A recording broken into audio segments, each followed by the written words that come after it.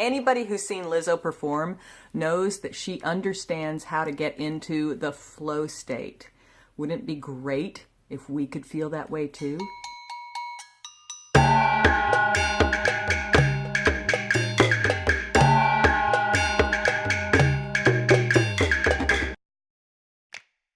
Work's not supposed to be enjoyable. That's why they call it work. I've been reading this book, Designing Your Life, by Burnett and Dave Evans. And a lot of the stuff that I've been doing is geared for people over 50, people in retirement. And their book is, a lot of it has to do with people who are redesigning their work lives, which I think is great because now my work life is YouTube. It's what I do for my part-time job as well as my volunteer work. So I am actually getting a lot out of the various exercises that they have in here. Earlier I talked about Lizzo and how she performs in the flow state, and I think you see that with a lot of people whose jobs it is to perform, including athletes, actors, singers. Any kind of person who actually has an audience to do what they do often has to find a way to engage with their flow state. And that's not that easy to do, but it is simpler than you think. Our guys say in the book on page 51, your job is to drill down into the particulars of your day and catch yourself in the act of having a good time. Could it be just that easy? Having a good time is what flow state is about? Well, yeah. There's a fantastic book called The Element by Sir Ken Robinson, and it's about finding flow and developing your creative life. And it's so good, but it actually focuses completely on the education system and how the system, at least here in this country, educates creativity out of children rather than helping them to expand their creativity and work with it. That's what this chapter in Designing Your Life reminded me of. It reminded me of that conversation about flow and creativity. I think that's a really good thing. So I'm going to recommend this particular chapter, which is chapter 3. It's titled Wayfinding. Here's why I love this chapter. They got very specific about 2 things that are at play when you are in the flow state. And those 2 things are engagement and energy. Interestingly, they both start with an E, so there's some nice alliteration there. Wayfinding, they say, is the ancient art of figuring out where you are going when you don't actually know your destination. Well, isn't that perfect for all of us? I definitely don't know my destination. You know, they say for people when they get older, when you are young in your life, everything in your life feels chaotic and you don't really feel like you have direction and you're moving from thing to thing without making a whole lot of sense. And when you're old, you can look back on your life and it reads like a novel. So let me read to you what they say in the book about flow. Flow is that state of being in which time stands still. You're totally engaged in an activity, and the challenge of that particular activity matches up with your skill. So you're neither bored because it's too easy, nor anxious because it's too hard. I think there are places in my life where I truly do feel flow, and I was thinking about this today because I talked to my son about it.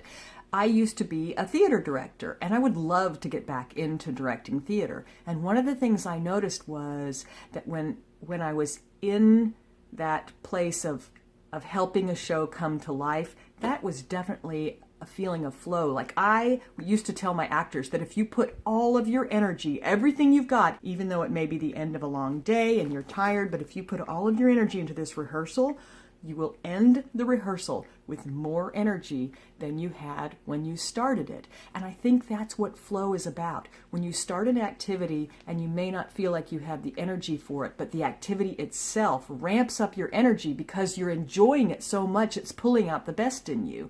So let's think about flow in those terms. Those kinds of activities that cause you to up your game without even thinking about it. I think that happens to me when I'm singing, not all the time, but sometimes if I'm feeling really confident about the material that we're performing and I am engaged with the audience, I have this level of energy that keeps rising and rising and rising as I'm performing. And that's probably why I love it so much. But I get the same feeling when I'm directing and not on stage, when I'm actually helping other people bring something to life. And for me, storytelling is definitely a way that I get into my flow state. Here they say, people in the flow state report the experience as having these sorts of attributes: experiencing complete involvement in the activity, feeling a sense of ecstasy or euphoria, having great inner clarity, knowing just what to do and how to do it, being totally calm and at peace, feeling as if time were standing still or disappearing in an instant. That's so true. I think there are times when you almost forget where you are and what you're doing because something else takes over and you just flow. Maybe that's the whole idea of it. It's like when you get in a river on a raft or a canoe and it takes you and everything moves smoothly and you don't have to manage your oars or try and shift your weight too much. It just happens so naturally that you flow down the river, or maybe riding your bike on a trail and you end up where you were supposed to be with this euphoric feeling and not a whole lot of thought about the mechanics of what you were doing. We're going to spend a couple of episodes of study of one on this chapter. I find it really useful to think about flow. We don't spend a lot of time considering how important that is to our daily lives. It's almost as if that flow state only happens when something's really special. But what if you could have that flow state on a nearly daily basis? Would that be so cool? I think we shoot for that. Let's shoot for that, okay? I should probably mention, I feel great today. And I'm just now noticing how great I feel. When I did my last episode, it was the day before I had a fasting day. And I'm just trying this out. I had a fasting day yesterday. And my husband and my son did this fasting day with me without me asking. They just did it. And I thought, well, that is so cool that we're doing this together. So we all broke our fast this morning with a gigantic breakfast. Well, it wasn't that gigantic because none of us were all that hungry. But it was so great to share that with the people I love. And I'm finding myself today feeling really good. I think I'm going to have to try this again and make it another study. We'll find out if it has that effect on me again. Once you have a good handle on where your energy goes every week, you can start redesigning your activities to maximize your vitality. Ooh, that deserves a bumper sticker. Maximize your vitality, baby. They have this thing that they're going to use starting in this chapter, and it's going to be used throughout the book, and it's called a good time journal. And there are 2 good time journal activities for this particular chapter. An activity log, where I record where I'm engaged and energized, and reflections, where I discover what I am learning. So I want to show you a picture of what the activity log looks like, and this was filled out by one of the authors of the book. He is an artist, so he was taking an art class, and he teaches, so he has teaching office hours, faculty meetings, coaching, and of course, things like working out and date night, which are personal activities. So you can see where he has this gauge on there, and the gauge has low engagement or high engagement and low energy or high energy. And you could see here on the faculty meeting he had both. So they must have started talking about something really interesting. I can tell you from experience that actually happens. You go into a faculty meeting thinking, I'm tired, I don't want to do this. And by the midpoint of the faculty meeting, somebody brings up something, or they have a presentation that gets you really thinking, or maybe even gets your blood boiling, and you get really interested in it. So I can see how a faculty meeting could run the gamut on that. One of the other things I want to point out is something that I used as a teacher that I didn't use until late in my teaching career. Boy, I wish I had known about this when I was early in my teaching career, and I suppose if I had studied more, I would have. But that's a reflection exercise. Reflecting on what you've learned. When you've looked at your whole day and you've written down where you're energized and not energized and where you're engaged and not engaged, then you can start to think, why am I energized or not energized? Why am I engaged and not engaged? This is Charlie. he's usually in flow state.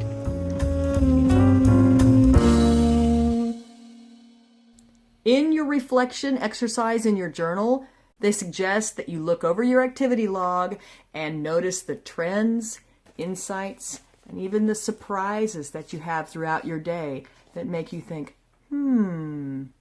I was having a good time. I think Lizzo definitely knows how to have a good time. Here's to having a good time and finding your flow state over the next few days until we have another video posted. The last video is on loneliness. I think it's a really important one to look at if you are struggling with that, so you can actually click on it right there. And if you want to subscribe, you can click right there. And if you want to know more about any one of these books, you can actually order it down below.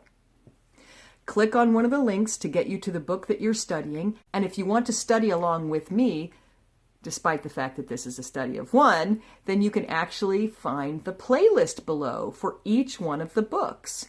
This book that we're doing today, Designing Your Life, has its very own playlist.